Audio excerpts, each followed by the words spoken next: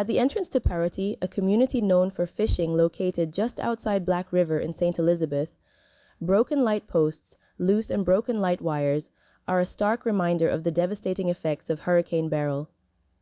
It's been some 6 weeks since the passage of the Category 4 storm, yet the community remains without power. Striking up comparisons between Hurricanes Gilbert, 1988, and Ivan, 2004, many residents described Beryl as the worst hurricane they've ever experienced. As they sat on their verandas in an attempt to escape the heat collected in their houses, many bemoaned the electricity predicament, outlining that their livelihoods have suffered severe blows. Me sleep on my veranda. Me can't face the house at all. Because even over there, some go up and picnic, most of them take off their shirt. You see, it's not easy how them go out at the beach where liquor wind may blow. The hardest thing for us now is we know to get back to normal work because of the current. Because fishing we do, we have to decrease the price to get it off. So like how much you sell it for now? All right, they sell it for all 7.6. Because of we want to get through fast enough to come back to. Because right around the back, me all have what we call the sunfish, some call the black snapper.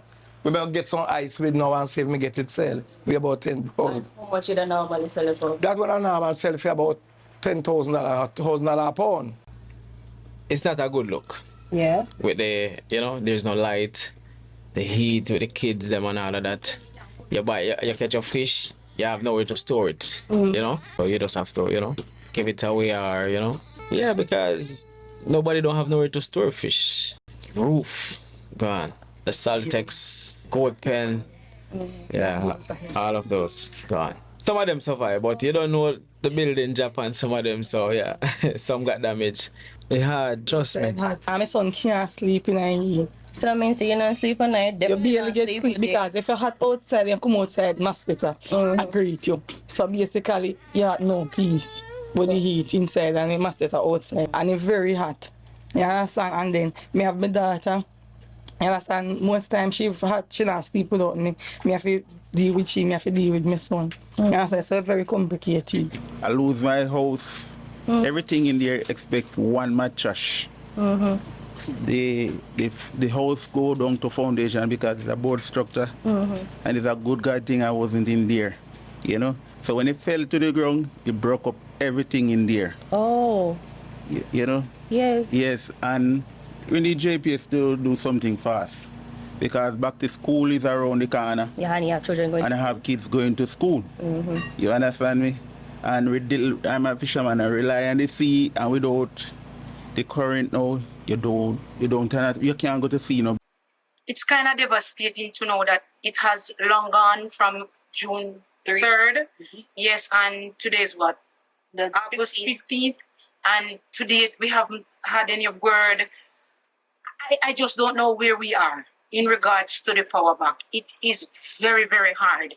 It's a very hard thing to grapple with because during the daytime, you have to be going here and there to find ice. Me specifically, I don't want to buy it any and everywhere because I'm skeptical as to what water it was made from and stuff like that. The ice truck do come to Black River and we'll get ice from that, but it's only sometime. For instance, it was there yesterday, but they said they had specific orders, so I personally could not have gotten any. And it's rough, man. We need help. We need the voice of the government to stand for us. And because we know the JPS has become a private entity and we need help. We need help. To be honest, we need help. And we need help now. Business has been open for 9 years. 9 years. Is this the first time you've had to close it?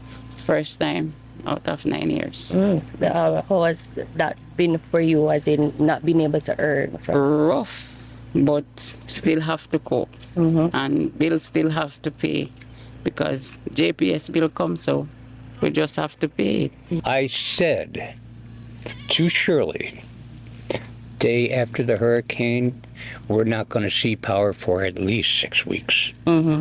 Because that's all how much was damaged. I mean, and we're at the 6-week mark.